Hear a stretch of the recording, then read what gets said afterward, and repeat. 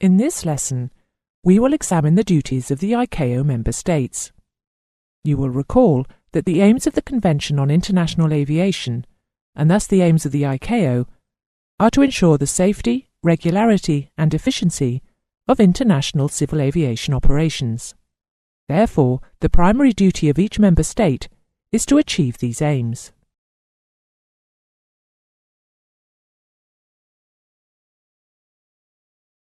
However, these aims are achieved by ensuring that member states comply with the standards and recommended practices that have been issued by the Air Navigation Commission.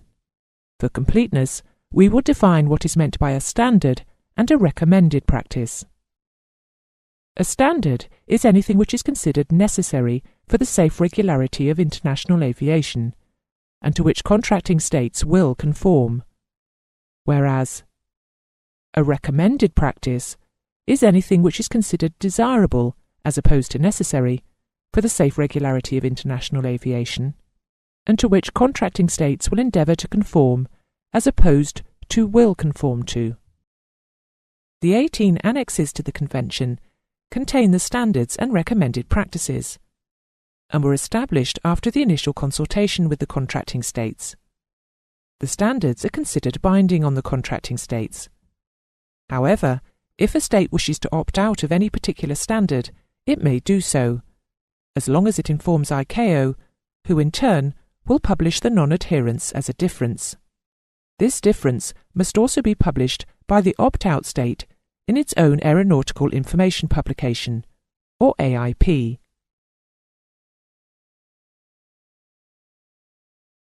Although the general duty of ICAO member states is to comply with the accepted standards and practices, there are a few particular duties that are worthy of mention here.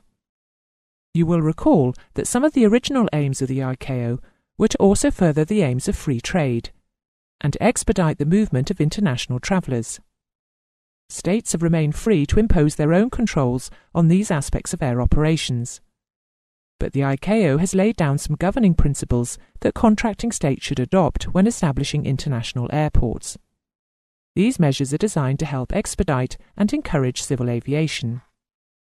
The ICAO has extensively studied the issues surrounding taxation, and requires contracting states to follow its recommendations. States are asked to exempt fuel, lubricants, and other technical consumables taken on an aircraft in a state other than the state of registry, providing the consumables are for consumption in flight. They are also asked to undertake the expeditious passage of aircraft, crews, passengers and cargo, especially in the areas of immigration, quarantine, customs and clearance.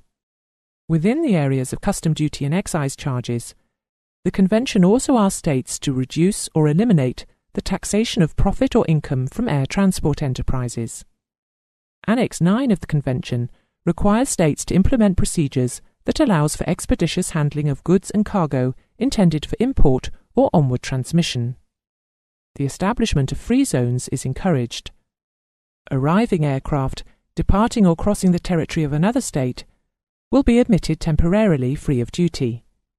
The privilege, however, does not apply to anything taken off an aircraft, except for spare parts for other aircraft from another state.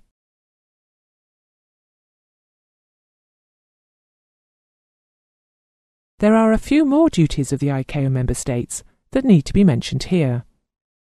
The first of these requires that all contracting states apply standard procedures for the registration of aircraft.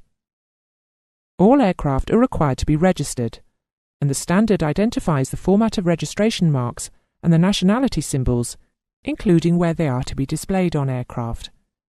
These registration standards are found in Annex 7 and will be dealt with in further lessons.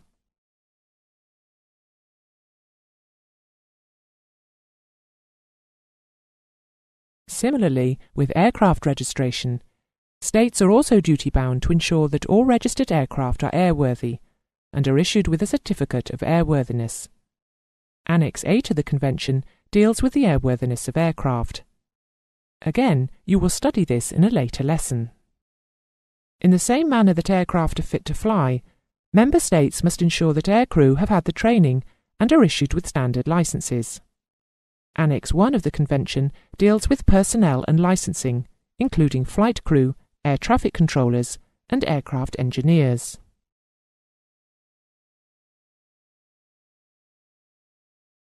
Another specific duty worthy of mention in this lesson is the duty of member states to comply with the standards for the safe carriage of dangerous cargo. Annex 18 of the Chicago Convention details extensively the technical instructions surrounding this activity. Finally, member states are also duty-bound to specify what documentation is to be carried on a commercial flight. Documentation must include certificate of airworthiness, flight crew licenses, load sheets, and maintenance documentation. This completes the lesson on the main duties of the ICAO member states. Remember that essentially the duties of the member states are to comply with the standards and recommended practices set out in the annex to the Convention.